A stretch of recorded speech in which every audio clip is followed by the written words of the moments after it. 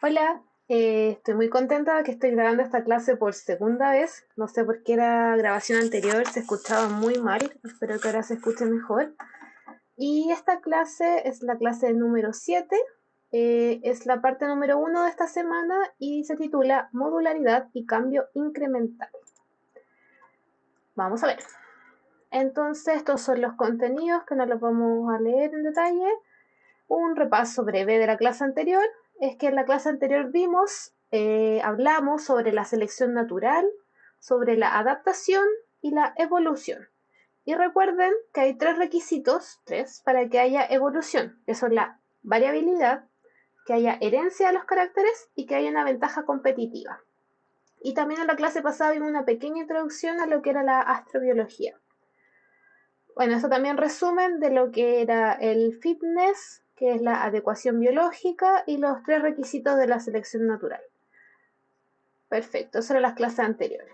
Y entonces, en esta clase y en las que siguen, o en las que ya hemos visto incluso, hemos usado algunos conceptos que son sinónimos. Son sinónimos entre ellos, y para que ustedes no se confundan después, los vamos a dejar aquí que están de manera explícita.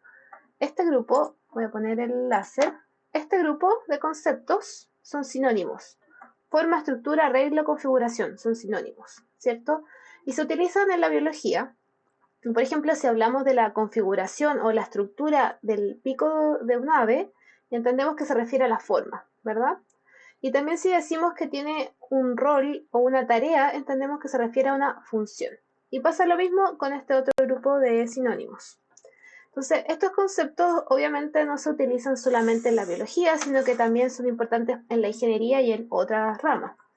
Entonces, cuando hablamos de por ejemplo, una gran planta de producción, también hay una configuración o un arreglo específico, ¿cierto? El orden de los equipos, y eso nos referimos a la forma de la planta. También podemos hablar de la función de cada uno de los equipos, de los roles que tiene, de las responsabilidades, de las tareas, etcétera. ¿Ya? Entonces estos conceptos los vamos a seguir utilizando a lo largo del curso. Esta clase contiene una pequeña actividad que quiero que ustedes hagan cada uno de manera personal. Acá pueden poner pausa, ir a buscar la actividad que va a estar en material docente. Y es bien simple, y se trata de que ustedes elijan algún artefacto o una estructura biológica dentro de una lista, que declaren cuál va a ser la función que van a analizar de ese artefacto y qué relación tiene esa estructura o esa forma con la función del artefacto. ¿Ya? Estos son algunos de los ejemplos que van a encontrar, y con esto quiero que reflexionen como qué viene primero, la estructura o la función del artefacto, y cómo se relaciona este concepto, relación de estructura-función, con el diseño en ingeniería, el diseño ingenieril. ¿Ya? Entonces estos háganlo y los vamos a revisar el día lunes en la media hora de consulta que tenemos. Entonces, si ustedes recuerdan un poco la actividad que hicimos antes del ratoncito, en que este ratoncito se veía enfrentado a diferentes desafíos y tenía una presión para cambiar su función o su forma, ahí nos preguntamos qué viene primero, la estructura o la función. Y en este caso del ratoncito, ¿qué recuerdan ustedes? ¿Qué cambiaba primero? Según yo, cambia primero la forma. Entonces nos vamos a quedar con el concepto de que la forma o la estructura es la que determina la función después. Por ejemplo, las garras que sean largas son las que permiten al ratón que pueda trepar en los árboles. O los dientes grandes son los que permiten que pueda comer ciertos frutos que sean más duros o más grandes, ¿verdad? Entonces, la forma, la estructura que tiene, es la que después nos da una nueva función. Entonces, la forma en que algo está configurado es la que le da un rol o una función en particular. Entonces, en la biología, la estructura determina la función. Y esta relación surge a partir de la selección natural. Y ahora podemos como abstraer este concepto y llevarlo a la ingeniería. Y por ejemplo, en la construcción, los bloques de piedra que están aquí dispuestos en este arco están dispuestos de una manera que entre todos afirman el peso, entre todos se reparten las fuerzas, ¿cierto? Y tiene esa estructura. Si estos bloques estuvieran de manera así horizontal, uno al lado de los otros, no habría forma en que se repartiera la fuerza, y esta estructura colapsaría y se caería, ¿cierto? Entonces, quizás es más fácil ver esto de la relación estructura-función afuera de la biología en conceptos más concretos. Y obviamente pasa tanto en la biología como en otros aspectos, que hay una clara relación en la estructura y la función, porque la forma en que está ordenado es lo que le permite tener ciertas funciones o ciertos roles, ¿verdad? Y un ejemplo muy simple es el lápiz. El lápiz puede cumplir su función dado la forma que tiene, aunque podemos usar el lápiz para otras funciones también, ¿cierto? Por ejemplo, se me pasa que me amarro el pelo con el lápiz, pero esa no es su función principal, ¿cierto? Ese es otro concepto que después lo vamos a ver. Pero pensemos que el lápiz tiene como función escribir. Escribir en una hoja de papel. Y esta tarea se puede llevar a cabo utilizando un lápiz porque el lápiz tiene una forma específica, ¿cierto? El lápiz es alargado y es delgado, entonces nos permite tomarlo cómodamente con la mano y podemos escribir. Y también si pensamos en el lápiz grafito, tiene una punta que tiene cierto roce que permite que el lápiz resbale, pero sin que se nos caiga, y tampoco tiene tanto roce como para que pueda romper la hoja. Entonces la forma que está hecho, la composición de este lápiz es la que le da una función, ¿verdad? Ese es solamente un ejemplo dentro de miles. Por otro lado, vamos a pasar al segundo tema. Ya hablamos de lo que era estructura y función. Vamos a hablar del segundo tema de esta clase, que es un poco del cambio en el tiempo y la paleontología. Entonces, dado la presión selectiva de lo que hablamos en la otra clase, la selección natural, las estructuras biológicas van cambiando y van surgiendo nuevas en la medida que una especie se adapta a su entorno. Entonces existe evidencia paleontológica que permite visualizar estos cambios en las estructuras, porque la paleontología es la ciencia que estudia los seres orgánicos que habitaron la Tierra en épocas pasadas y cuyos restos se encuentran fósiles. Entonces, si nosotros analizamos los fósiles, o sea, las estructuras del pasado de un organismo que está actualmente en la Tierra, podemos determinar un poco cómo era, qué cambios sufrió y qué funciones tenía y qué funciones dejó de tener, ¿cierto? O qué funciones nuevas tiene ahora. Y eso lo podemos saber a través de la paleontología y el estudio de los fósiles. Eh, También podemos saber de qué fecha, de qué año data un fósil. Existen distintos tipos de técnicas de datación. Los paleontólogos utilizan varias y no hay una sola que sea mejor que la otra. Muchas veces se utilizan en paralelo. Necesitamos utilizar más de una técnica de datación para poder tener una fecha más precisa. Y una clásica es la del carbono 14, que probablemente ustedes la han escuchado. Entonces, los organismos vivos, cuando consumen materia orgánica, la materia orgánica está compuesta de carbono. Entonces, ellos en su cuerpo, todos nosotros tenemos una cierta cantidad de carbono 14, que es el radioisótopo radioactivo, el isótopo radioactivo del carbono 12. Entonces, mientras nosotros estamos vivos y consumimos materia orgánica, nos alimentamos, incorporamos carbono 14 a nuestro organismo. Pero cuando morimos, dejamos de incorporar carbono 14 porque obviamente ya no nos estamos alimentando. Y el carbono 14 que nos queda en nuestro cuerpo, como es un isótopo, decae de manera exponencial. Y eso, en el caso del carbono 14, decae que vamos a tener la mitad del carbono en 5.700 años. O sea, cuando pasen 5.700 años, recién vamos a tener la mitad de lo que había originalmente. Y después la mitad de la mitad en 5.700 años más y así sucesivamente. Entonces, sabiendo, si nosotros podemos medir cuánto carbono 14 tiene un fósil ahora, podemos extrapolar y saber cuánto tenía el fósil, cuántos años tenía, porque podemos saber hace cuánto está ese carbono 14 decayendo. ¿Ya? Esta es una de las muchas técnicas que existen, no es necesario que se la aprendan, solo a mí me parece que es interesante.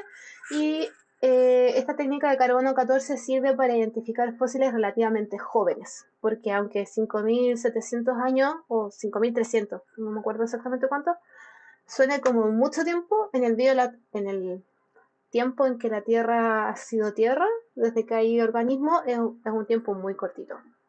¿Ya? Entonces, para fósiles jóvenes. Ahora, para conectar esto con la evolución, tengo otro ejemplo, es que los paleontólogos estudiaron a los cetáceos. Los cetáceos son las ballenas, ¿verdad? Entonces, estudiando fósiles que ellos encontraron de la ballena, pensemos que esta es la ballena la actual, los paleontólogos pudieron ir hacia atrás viendo las estructuras de los ancestros de la ballena.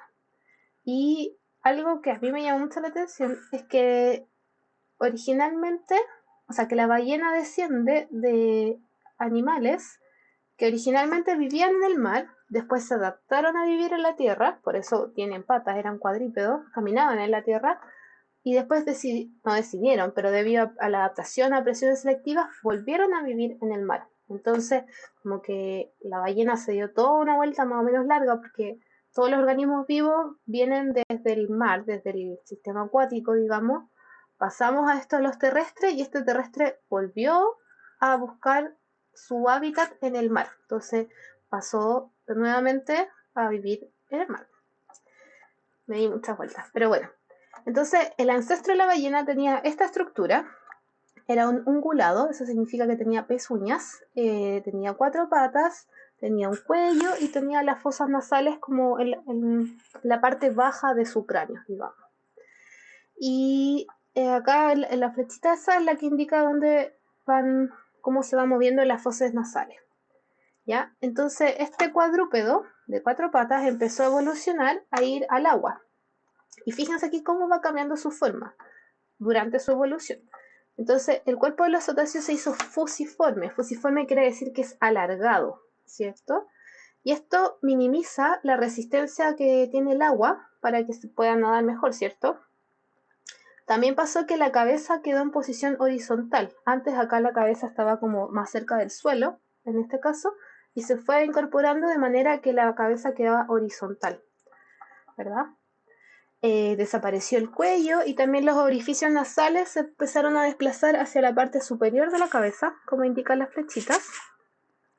Las extremidades anteriores, las de adelante, se transformaron en aletas que funcionan como los timones para que la ballena pueda tener dirección al nadar. Y las extremidades posteriores desaparecieron y apareció una aleta dorsal, la típica aleta que tiene la ballena en su dorso, y es la que estabiliza el nado. Y además la cola de la ballena se convirtió como en un tronco, en una estructura que después dio esta aleta que es bifurcada, que es la típica también de las ballenas, que esa es la que le da el fuerte impulso para que la ballena pueda nadar. Entonces, eh, vemos acá que gracias a la paleontología podemos estudiar cómo fue el ancestro de la ballena y cuáles fueron los cambios que fue viviendo esta especie para llegar a ser lo que es ahora. Entonces, esto es lo que es evolución. Acá lo vemos a través de la paleontología, del estudio de los fósiles, cómo evolucionó. Y para entender la evolución es muy importante entender las homologías y las analogías. Principalmente a la evolución le interesan las homologías, que se refieren a un mismo origen, ¿ya? Homología, mismo origen. Vemos acá el brazo o pata o mano o ala de distintos organismos, del humano, del gato, de una ballena y de un murciélago. Todos estos animales tienen un ancestro en común que no es tan lejano, porque son vertebrados, ¿ya? Pero en este caso, cada una de estas partes tiene funciones muy distintas, porque la mano el humano lo usa para básicamente todo, para comer, para agarrarse de superficie, etc. El gato usa las patas para transportarse, para caminar. La ballena usa la aleta para poder nadar y el murciélago usa la ala para poder volar, ¿cierto? Entonces tienen funciones totalmente distintas, pero tienen un origen en común. Y si vemos las estructuras, vemos que son similares. En este caso, todos tienen huesos, son vertebrados, y tienen húmero, por ejemplo. El hueso largo acá del brazo, todos vemos que tiene una estructura similar al húmero. También vemos que tienen el radio y el cúbito. Todos tienen también radio y cúbito, en distinta forma, quizás más largo, más corto, más ancho, pero se representan las mismas estructuras.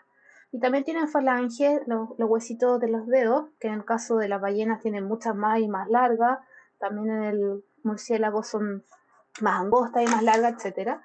Entonces, pero todos estos tienen funciones distintas, pero tienen estructuras comunes, y eso es porque vienen de un ancestro en común, ¿ya? Esa es la homología. Y si nosotros pudiéramos ver cada uno de estos organismos como guaguitas durante el desarrollo embrionario, veríamos que son prácticamente iguales. Yo no sé si ustedes han visto un video así como de un embrión de pollo y un embrión de humano, son prácticamente iguales. Entonces, ahí nos damos cuenta de que tienen un ancestro en común, ¿ya? Y los cambios empiezan a producirse después en la parte como tardía del desarrollo embrionario, o ahí es cuando ya vemos las diferencias que dan origen a las distintas funciones, ¿ya? Entonces, las homologías son súper importantes para entender cómo evolucionaron los organismos, porque así con las homologías podemos ver cuáles tienen ancestros en común. A diferencia, y si tienen ancestros en común con estructuras similares, pero que tienen funciones distintas, estamos hablando de un proceso que se llama evolución divergente. Parte de un ancestro común y se va hacia funciones diferentes, con la misma estructura. Y después viene la otra categoría que son las analogías. Las analogías sirven para entender funciones que son similares, pero que no tienen un origen en común. Entonces, por ejemplo, aquí vemos que tenemos a un tiburón, a un delfín, a un ictiosaurio y a un pingüino. Tenemos a un pez, a un mamífero, a un reptil y a un ave. Y si nosotros vemos la forma de estos animales, son todos prácticamente muy parecidos, ¿cierto? Todos tienen esta forma así alargada, todos pueden nadar y tienen aletas que facilitan la natación, pero son de orígenes distintos, ¿cierto? El ave, el reptil, los mamíferos vienen de ancestros diferentes, aunque todos venimos de un ancestro común que era Lucas, pero en las distintas ramas vienen de ancestros distintos. Entonces, las presiones selectivas que tuvieron estos animales en tiempos específicos los obligaron a adaptarse y a obtener esta forma. Y en distintos lugares, en distintos tiempos, estos animales tuvieron la misma forma, ¿ya? Y esto es una analogía, es un proceso de cambio de evolución convergente, en la cual venían de ancestros distintos, pero llegaron a la misma forma o función, ¿ya? Tienen la misma función, todo les permite nadar en estos animales. Entonces, tienen distintos orígenes, pueden adaptarse y obtener funciones y un parecido estructural y superficies similares, ¿ya? Esa es la analogía, es la evolución convergente, ¿ya? Se parecen mucho, no podría decir como, oh, qué lindo por ejemplo, qué lindo este delfín, y no, nada que ver, este es un reptil, ¿verdad? Entonces, eso. No confundir la homología, que viene de un ancestro común y tienen similitudes estructurales, y la analogía en que tienen funciones similares, pero no vienen de un ancestro común. ¿Ok? Y acá hay otro ejemplo de uno ve estos animales y yo digo que son lo mismo, yo los veo prácticamente iguales, pero son dos animales totalmente distintos. Uno es un mamífero, la ardilla es un mamífero, y este otro, el falanguero, es un marsupial. Tienen ancestros comunes, o sea, ancestros diferentes, ¿verdad?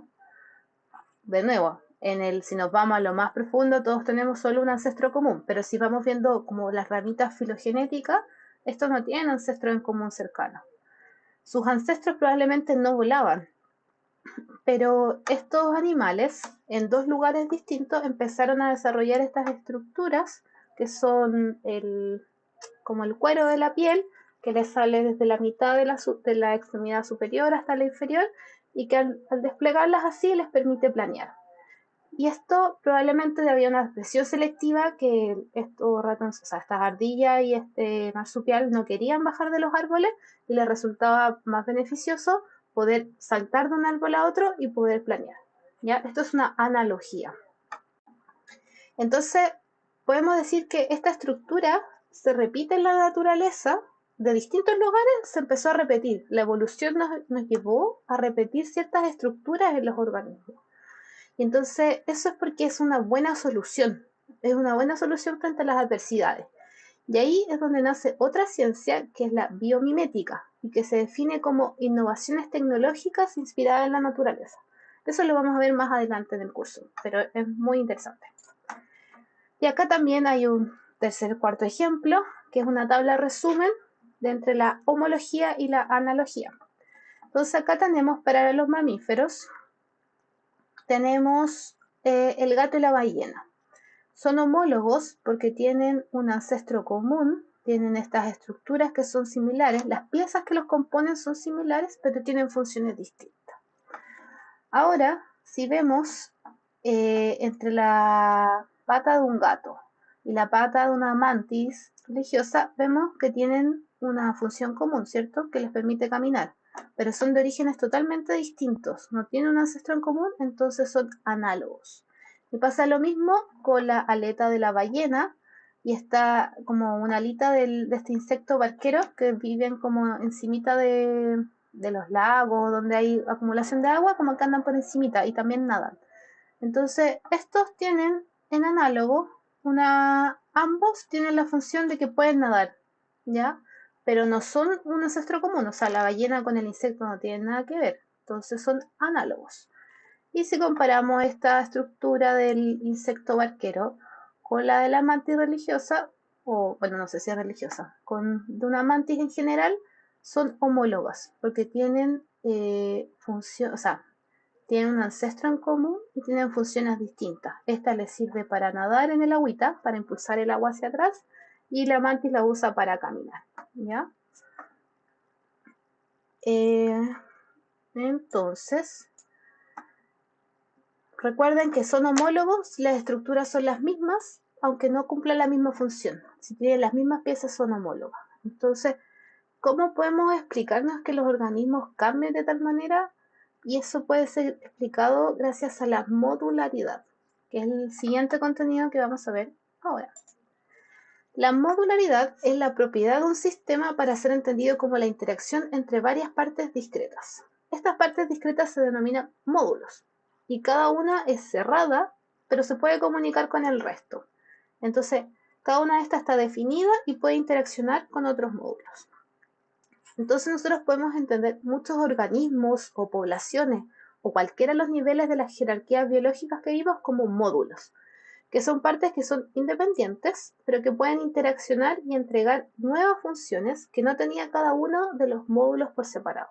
¿Ya? Eso es muy importante. Y en un sistema biológico, como decía, lo podemos descomponer en las distintas partes que interactúan. Por ejemplo, elijamos al ser humano como el todo. El ser humano tenía un sistema digestivo, un sistema nervioso, un sistema reproductor, que cada uno estaba compuesto de distintos órganos, cada órgano de distintos tejidos, etc. Entonces, yo puedo elegir, o no elegir, puedo decir que un módulo es un riñón, ¿cierto? El riñón es un órgano y voy a pensar en este órgano como un módulo. Y este módulo, en caso de estar dañado, por ejemplo, puede ser reemplazado, ¿cierto? Podemos recibir un trasplante de órgano, un trasplante de riñón, si es que este riñón no cumple su función, ¿verdad? Entonces, modificamos ese módulo y en ese caso restauramos la función para que el organismo completo funcione bien, ¿verdad? Afortunadamente, los humanos pueden vivir y funcionar con un solo riñón, pero hay otros módulos que no son reemplazables, módulos que sí son reemplazables, o módulos que pueden suplir la función, como en el caso de los riñones, que con uno basta en la mayoría de los casos. Entonces, también esto lo podemos ver en una población. En una población tenemos varias especies que coexisten al mismo tiempo y en el mismo lugar, ¿ya? Una población está definida así como un espacio-tiempo. Y podemos ser que esta población se empieza a enfrentar a distintas adversidades y alguno de los módulos va a evolucionar, se va a adaptar a eso, ¿verdad? Entonces podemos ver a una parte de una población como un módulo. Y entonces nosotros los módulos los vamos a definir nosotros mismos de acuerdo a lo que estemos estudiando y a lo que queramos analizar. ¿Ya? Entonces, un módulo nosotros podemos llegar hasta lo más chiquitito, un ser humano lo podemos descomponer en células, átomos, o podemos hablar de los órganos o de los tejidos, etc. ¿Ya?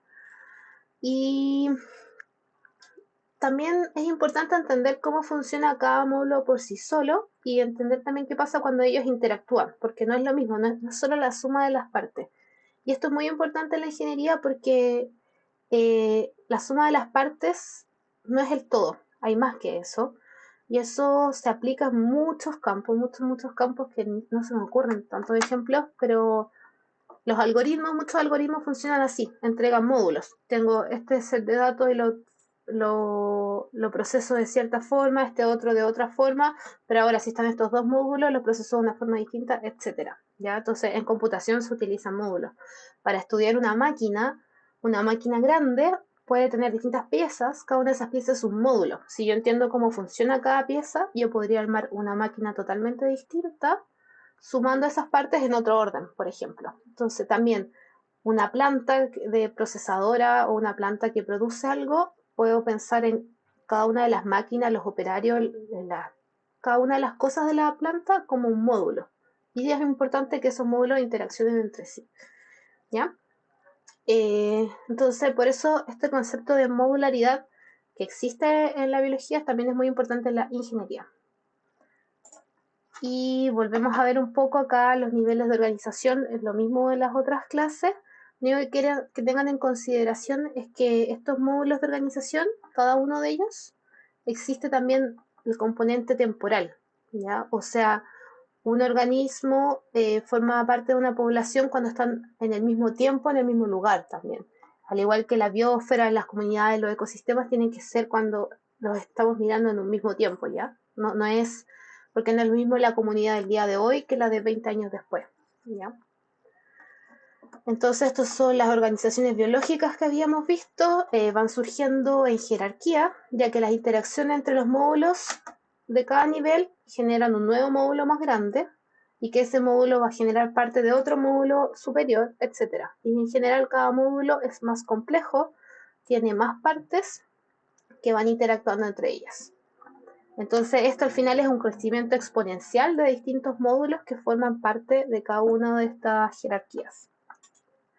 Y bueno, eso era la clase de hoy. Eh, Les subiré pronto la parte 2 y espero que lo discutamos el día lunes a las 1. Chao.